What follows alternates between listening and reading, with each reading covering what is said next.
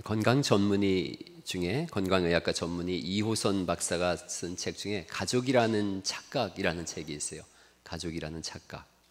이 내용 중에 그런 내용이 나옵니다. 무엇이 사람을 행복하게 만들까? 행복에도 일정한 법칙이 있을까? 미국의 하버드 대학교의 연구팀이 이 답을 찾느라고요, 최장기 연구에 돌입했어요. 1930년 말부터 지금까지 연구를 한 거예요.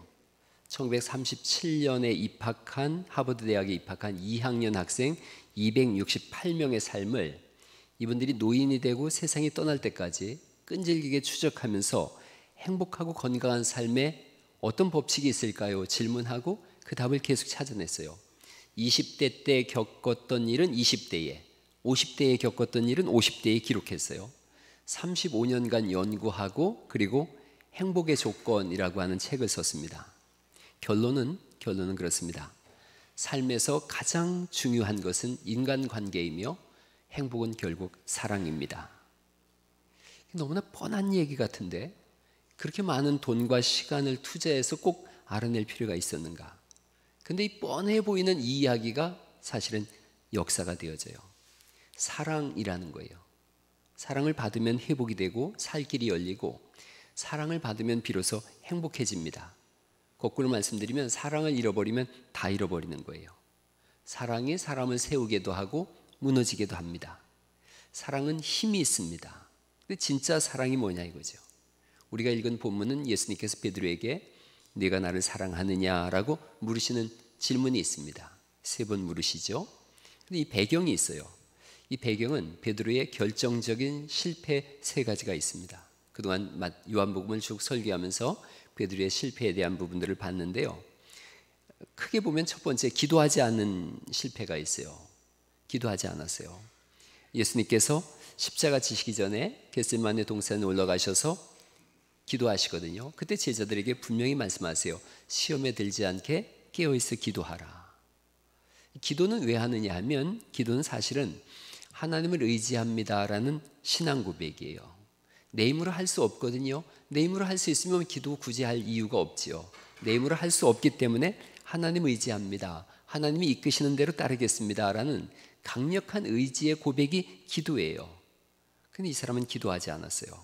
예수님은 십자가를 앞에 두고 생명을 걸고 기도하시는데 제자는 잠을 청하고 있어요. 예수님 물으세요. 내가 나를 사랑하느냐? 내가 주를 사랑합니다. 사랑하는 마음은 있어요. 그러나 사랑을 지킬 능력이 없어요. 그 능력은 기도에 있어요. 예수는 밤새 기도하셔서 승리하셨거든요. 기도가 없는 베드로는 예수님을 모른다고 부인합니다. 후에 이걸 깊이 절절히 깨닫고서 베드로전서 4장 7절에 사도 베드로가 이렇게 고백합니다. 만물의 마지막이 가까웠으니 그러므로 너희는 정신을 차리고 근신하며 기도하라. 정신 차리고 근신하여 기도하라 이렇게 말씀하세요. 철저히 하나님 의지함, 기도예요. 내 뜻대로 안 돼도 하나님을 신뢰함, 기도예요. 잘못 드리는 기도가 있어요. 하나님께 내 뜻을 이뤄달라고 하는 기도는 좀 잘못된 기도예요. 예수님께서 기도의 본을 보이셨거든요. 내 뜻대로 하지 마시고 아버지의 뜻대로. 베드로는 기도하지 않습니다. 그럼으로 인해서 그는 실패의 한 중심에 서게 되어져요. 두 번째는 반복되어지는 이어지는 거예요. 예수님을 부인해요. 예수님을 모른다고 합니다. 예수님을 사랑하지만 죽음의 공포 앞에서 예수님을 부인해요. 예수님께서 물으시거든요. 네가 나를 사랑하느냐? 사랑합니다. 그러나 죽음의 공포를 이길 만큼의 사랑은 아닌 거예요. 근데 이 사람이 잘 모르는 거 있어요. 아직까지. 마태복음 10장 33절이거든요. 누구든지 사람 앞에서 나를 부인하면 하늘에 계신 내 아버지 앞에서 나도 저를 부인하리라. 베드로는 예수님이 이 말씀하실 때 분명히 들었거든요. 그 자리에 있었어요. 그런데 이 사람은 하나님 나라에 대해 생각하지 않아요. 당장 육신의 죽음을 생각합니다. 그래서 예수님을 부인해요. 신앙은 영생으로 인도하는 문인 줄 믿으시기 바랍니다. 신앙은 타협할 수 없는 진리예요. 영원히 죽느냐 사느냐의 문제거든요. 예수님만이 생명의 주인이세요. 예수님을 부인한다라는 것은 생명을 부인하는 거예요. 부모가 돼 보니까 자녀에게 모든 걸 다 줄 수 있다고 생각해요. 그러나 줄 수 없는 거 있어요. 줄 수 없는 거 있어요. 병들어서 죽어가는 아들을 바라보면서 설교한 목사님의 설교 내용이 있더라고요. 그렇게 설교하더라고요. 아들이 죽어갈 때 저는 제 사랑하는 아들에게 내 생명을 나눠줄 수 있는 능력이 없다는 걸 알았습니다.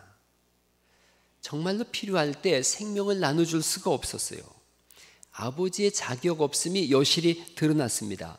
그때 저는 절실히 깨달았습니다. 과연 내가 너의 생명의 아버지가 아니구나. 밤 벌어다 먹여주는 밥 아버지는 될 수 있어도 생명의 아버지는 아니구나. 옷 입혀주고 교육을 시켜주는 아버지는 될 수 있지만 생명의 아버지는 아니구나.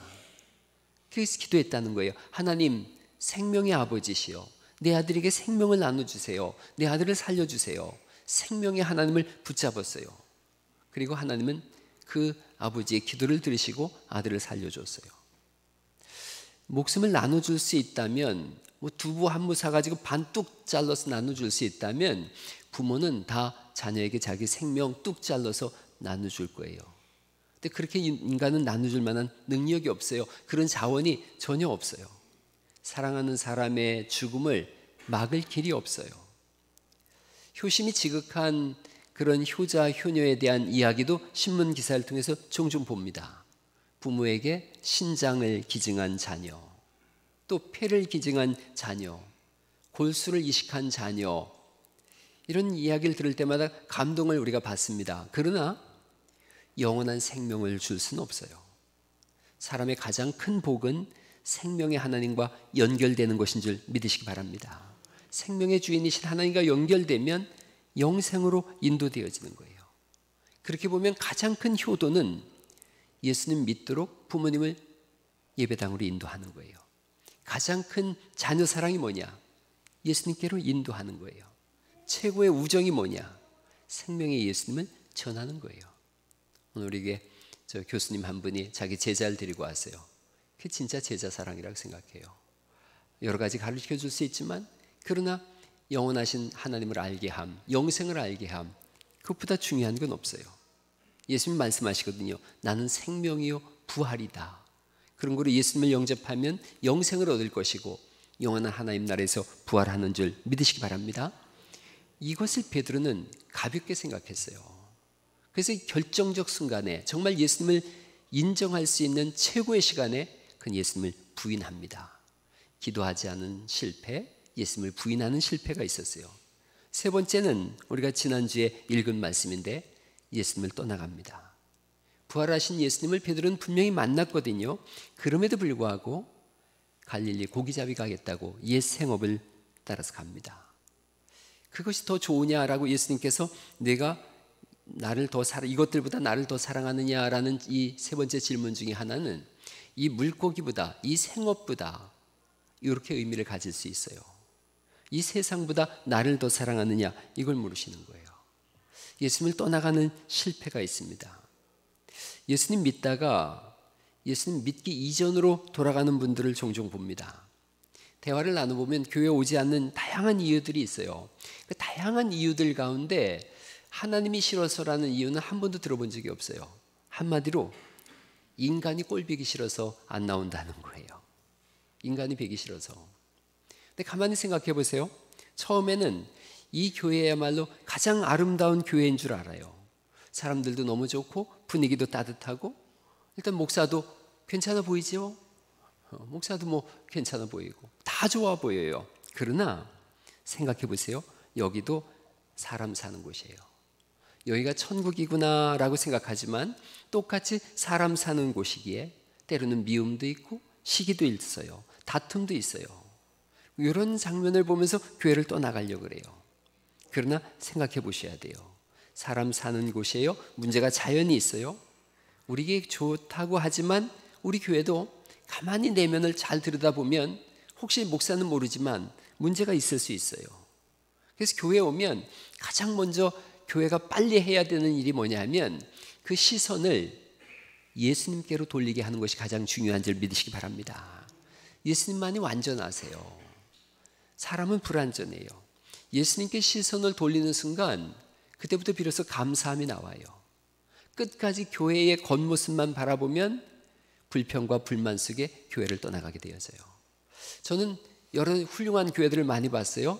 그러나 그 교회의 내밀한 부분을 들어가 보면 역시 사람 사는 곳이 가지고 있는 똑같은 문제가 있어요.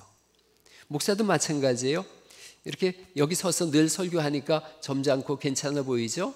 그러나 가만히 들여다보면 실수와 허점투성이에요. 말만 앞설 때도 많고요. 타협할 때도 많아요.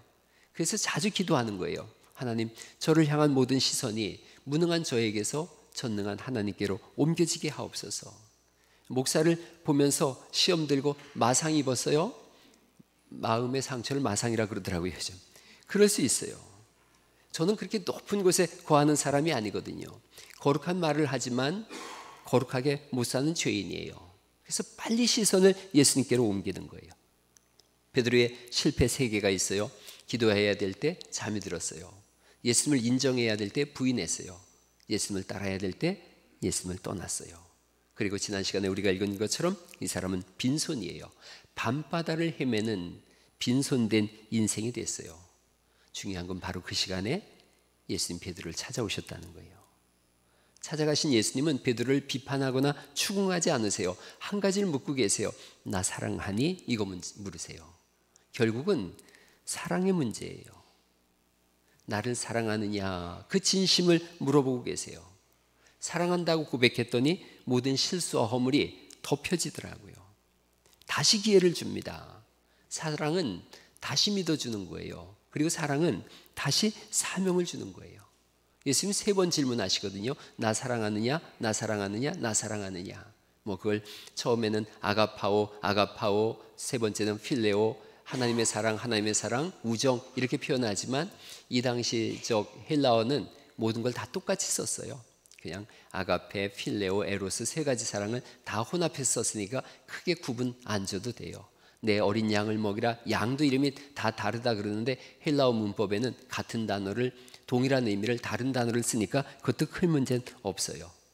중요한 건 그거예요. 사랑하느냐, 사랑하느냐. 사랑한다고 했더니 사명을 맡겨요. 여러분, 사랑의 문제예요. 부부싸움 해보셔서 알지만 부부싸움에서 말로다가 여자한테 지는 남자는 남자도 아니에요. 이해가 되죠? 말은 여자들이 훨씬 잘해요. 그런데 남편들이 어거지 쓰면 아무도 못 당해요. 그리고 남편들이 계속 어거지 쓰면 왠지 그런 것 같아요. 우리 집 사람도 저랑 부부싸움 하다가 자기가 옳은데 제 말을 들어보면 꼭 자기가 잘못한 것 같다는 거예요. 한참 남편이 어거지를 썼어요. 말문이 막힌 아내가 한참 있다가 이야기하는 거예요. 그런데 나를 사랑하기는 하는 거야? 이거 물어봤다 그래요. 여러분 한번 옆 사람한테 부부지간에 있으면 한번 물어보세요. 그런데 나를 사랑하기는 하는 거야? 한번 해보세요. 시작. 그렇죠. 내가 못할 줄 알았어요. 너무 생경한 단어라면 문제가 있는 거예요. 너무 생소한 단어라면. 근데 예수님은 지금 사랑을 확인하고 계시거든요. 베드로의 진심과 사랑을 확인하고 계세요. 사랑합니다. 그 사랑을 지킬 힘이 없을 뿐이지 내가 주님 사랑합니다. 그래서 주님께서 그럼 내 양을 먹이라, 내 양을 치라 그렇게 하세요. 새로운 사명을 주세요. 나 조금이라도 사랑한다면 이제 내 일을 하라, 나의 일을 해라 사명을 주시는 거예요. 양을 먹이는 일은 예수님 일이셨거든요. 근데 그 일을 지금 예수님께서 올라가시면서 제자 베드로에게 위임하세요. 그 일을 감당할 수 있도록 성령님을 보내주신다고 하세요. 그 위임은 오늘날 우리를 향한 위임이에요. 교회는 이런 사도적 사명을 이어받은 공동체예요. 그러니까 교회는 예수님께서 베드로에게 내 양을 먹이라, 내 양을 치라 한 이 음성을 그대로 받아들여서 그 일을 감당하는 것 교회예요. 내 양을 먹이라, 내 양을 치라 할 때 이걸 잘 기억하셔야 돼요. 전에 제가 침례신학대학원 다닐 때 일본인 유학생이 와서 채플 시간에 설교했어요. 내 양을 먹이라를 자꾸 이분이 우리나라 말이 서투니까 내 양을 먹으라, 내 양을 먹으라, 내 양을 먹으라. 그래가지고 끝에 이제 나와서 그 마무리 짓는 그 교수님이 나오셔서 하셨어요. 내 양을 먹는 자는 사꾼이다. 그렇게 알려주셨어요. 내 양을 먹이라. 목자가 하는 3가지 일이 있어요. 양을 먹이라. 양은 꼴을 먹어야 살아요. 꼴은 말씀이에요. 말씀의 핵심은 예수님이시죠. 그래서 예수님에 대해서 교회는 처음부터 끝까지 계속 알려주는 거예요. 예수님을 알려주고 예수님을 따라 살 수 있도록 처음부터 끝까지 증거하는 것, 그게 교회 사명이에요. 예수님에 대해서 끊임없이 논의하고 알려주고 선포하는 것. 어젯밤에 제 딸이 우리 단톡방에 문자를 올렸더라고요. 예수님은 부산 사람인가요? 이렇게 올렸어요. 그래서 제가 아무리 봐도 모르겠는 거예요. 예수님 부산 사람임? 수고하고 무거운 짐진 자들아 다 내게로 오라. 마태복음 11장 28절인데 아무리 봐도 모르겠는 거예요. 그래서 아내한테 오늘 장례식장 가면서 물어봤어요. 여보, 이게 왜 웃겨? 그랬더니 아내가 알려주더라고요. 수고하고 무거운 짐진 자들아 다 내게로 오란마. 그래서 알았어요. 내게로 오란마. 뭔 말인지 아시겠죠? 이게 부산 사람들은 이렇게 읽나 봐요. 여러분, 그런데 생각해 보는 거예요. 내가 잘 이해를 못했어요. 물어보면 되는 거예요. 우리 대화의 중심은 어떤 방식이든 예수님이어야 돼요. 설교의 중심은 예수님이어야 되는 줄 믿으시기 바랍니다. 요즘 뭐 드라마, 재미난 드라마 많이 본다 그러더라고요. 조연출이 나오고 주연이 나오는데 조연이 나오는 조연만 한 50분 보여주고 주연은 한 1분 보여줬다. 그러면 그 드라마는 망해요. 본말이 전도된 거죠. 예배도 그런 거예요. 예배의 중심은 예수님이세요. 하나님께 영광 돌리되 예수님이 누구신지를 알아가는 거예요. 여러분, 예배를 드리고 나서 예수님에 대해서 조금 더 알았다면 그 예배는 성공한 거예요. 근데 예배를 드리고 나서 재미난 예화나 뭐 예수님 부산 사람이래 이것만 떠올리고 가면 그 실패한 예배예요. 언제나 중심은 예배예요. 성경을 통해서 예수님은 누구신가, 성령님은 누구신가, 하나님은 누구신가, 내가 뭘 하라고 말씀하시는가 물어봐야 돼요. 오늘 제가 설교하려는 내용은 그런 거거든요. 예수님은 실패자를 부르셔서 사명자로 세우시는 분이시다. 예수님은 나의 실패에도 불구하고 사랑한다고 하는 고백을 통해서 사명자로 세우시는구나. 사명자의 삶을 살아야겠다. 그렇게 되어지면 성공한 예배예요. 꼴을 먹이라 라고 말씀하시고 양을 지키라 말씀하세요. 요한복음 10장 12절을 말씀해 보면 이리가 올 때에 삭구는 달아난다는 거예요. 선한 목자는 양을 위해서 목숨을 건다는 거예요. 거짓 이단들과 거짓 교사들이 사나운 이리떼처럼 들어온다는 거예요. 사도행전 20장에 보면 사도 바울이 에베소 교회를 떠나면서 당부한 말씀이 있어요. 사도행전 20장 9절부터 있는 말씀인데 같이 한번 읽어보실까요? 시작. 내가 떠난 후에 사나운 이리가 여러분에게 들어와서 그 양떼를 아끼지 아니하며 또한 여러분 중에서도 제자들을 끌어 자기를 따르게 하려고 어그러진 말을 하는 사람들이 일어날 줄을 내가 아노라. 수많은 이단들이 몰려올 거라는 거예요. 그러면 이 이단들을 어떻게 이겨낼 거냐 하는 거예요. 이 거짓 선지자들을, 이 악한 세력들을 어떻게 이겨낼 것이냐. 31절 말씀부터 이렇게 답을 줍니다. 또 읽어보시죠. 시작. 그러므로 여러분이 일깨어 내가 3년이나 밤낮 쉬지 않고 눈물로 각 사람을 훈계하던 것을 기억하라. 지금 내가 여러분을 주와 및 그 은혜의 말씀에 부탁하노니 그 말씀이 여러분을 능히 든든히 세우사 거룩하게 하심을 입은 모든 자 가운데 기업이 있게 하시리라. 어떻게 이깁니까? 라고 했더니 3년 밤낮 쉬지 않고 내가 말씀을 가르치지 않았느냐. 하나님의 말씀을 통해서 교회를 지켜냈다라고 말씀하세요. 목자는 어떤 사람인가? 말씀을 먹이는 사람이에요. 목자는 어떤 사람인가? 생명을 걸고 양을 지켜내는 사람이에요. 우리 보고 그 일을 하라는 거예요. 교회에 목자들이 세워졌어요. 그런데 그 목자들과 우리 모두에게 그 말씀을 하는 거예요. 말씀을 먹이는 사람, 양을 지켜내는 사람. 그런가 하면 양이 이 목자가 하는 일이 세 가지인데 그 중에 하나가 다른 양들을 인도해내라는 거예요. 다른 양들을 인도해서 하나가 되게 하라. 역시 요한복음 10장인데 요한복음 10장을 목자장이라 그래요. 요한복음 10장에서 예수님께서 우리에게 또 이렇게 알려주세요. 10장 16절 말씀인데 같이 한번 읽어보시죠. 시작. 또 이 우리에 들지 아니한 다른 양들이 내게 있어 내가 인도하여야 할 터이니 그들도 내 음성을 듣고 한 무리가 되어 한 목자에게 있으리라. 우리에 들지 않은 다른 양들이 있는 거예요. 그들을 인도하여서 한 덩어리가 되게 하라. 한 무리가 되게 하라. 전도돼서 교회에 들어온 사람들과 기존의 성도들이 하나님 안에서 하나 되도록 힘써야 되는 거예요. 그래서 세 가지 말씀을 먹이는 거예요. 양을 지키는 거예요. 양을 하나 되게 하는 거예요. 이걸 우리들에게 맡긴 사역이에요. 한번 세 가지 한번 읽어볼까요? 시작. 양에게 말씀을 먹이라. 양을 지키라. 양을 하나 되게 하라. 예. 후에 베드로 사도가 이렇게 기록했어요. 베드로전서 5장 2절 말씀에 이 목자의 삶을 이렇게 표현합니다. 여러분에게 맡겨진 하나님의 양떼를 잘 돌보십시오. 기쁨으로 그들을 돌보며 억지로 하지 마십시오. 그것이 하나님을 기쁘시게 하는 것입니다. 기쁨으로 섬기며 돈을 생각하고 그 일을 하지 않도록 하십시오. 3절 말씀부터 제가 또 읽어볼게요. 여러분이 맡은 사람들을 지배하려 들지 말며 그들에게 좋은 모범이 되십시오. 그리하면 우리의 목자장이신 그리스도께서 오실 때에 여러분은 결코 시들지 않은 영광의 면류관을 받게 될 것입니다. 베드로는 분명히 실패한 사람이에요. 그런데 하나님은 그를 실패자의 인생으로 끝나게 하지 않습니다. 다시 기회를 주시고 가장 위대한 사도가 되게 하세요. 우리 삶 속에 실패의 시간들이 있을 수 있어요. 또는 지금 실패의 자리에 있었을 수도 있어요. 그래서 오늘 이 말씀을 읽으면서 새로운 기회가 열리는 은혜가 있기를 간절히 축원합니다.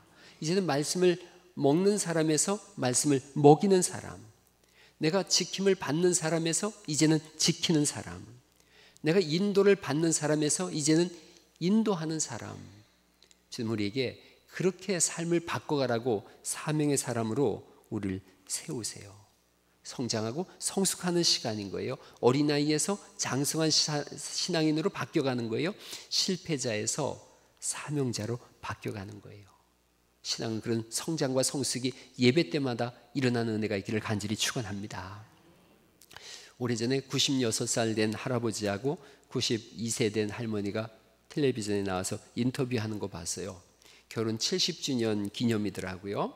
인터뷰 끝에 그 할아버지에게 사회자가 질문했어요.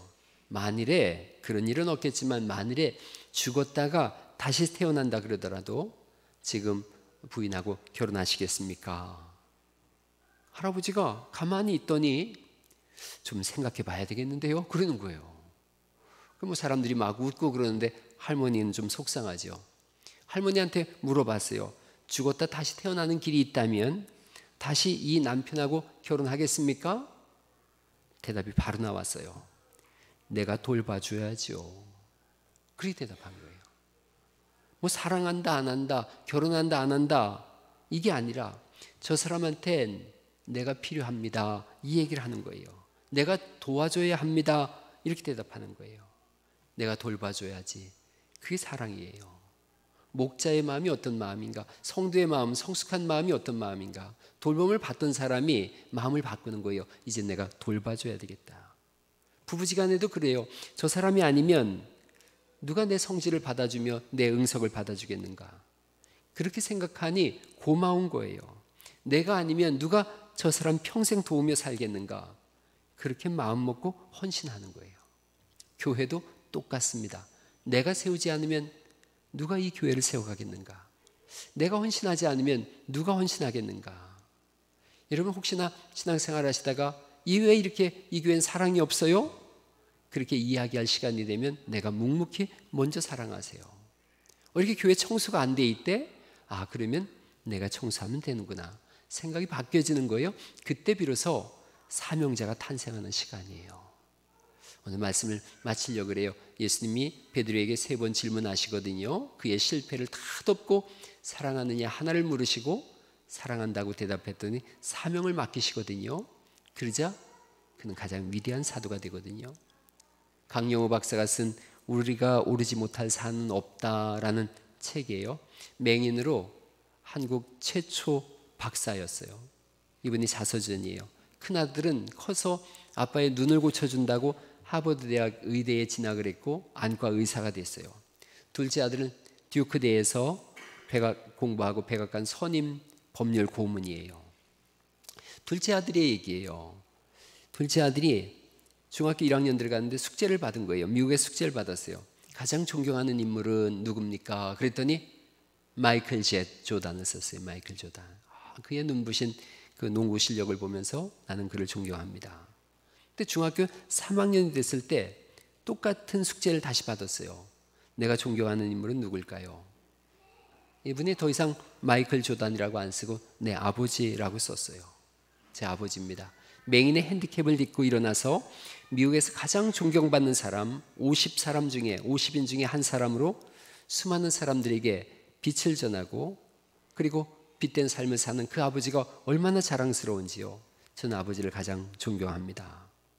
근데 그 얘기가 여기서 끝나지 않습니다. 좀 더 시간이 흘렀어요. 그 친구가 대학생이 됐을 때 이런 글을 썼더라고요. 나에게 만약 다시 한번 똑같은 제목으로 글을 쓸 수 있는 기회가 주어진다면 나는 존경하는 사람이 틀림없이 나의 어머니가 될 것이다. 내가 좀 더 철이 들면서 생각해 보니까 아버지가 그 어둠의 시간을 견디고 일어날 수 있었던 가장 중요한 이유는 어머니의 사랑이었다. 아버지를 변함없이 사랑해주고 격려해주고 그 곁에 머물러서 아빠의 눈이 되고 아빠의 손이 되고 아빠의 발이 되었던 우리 엄마.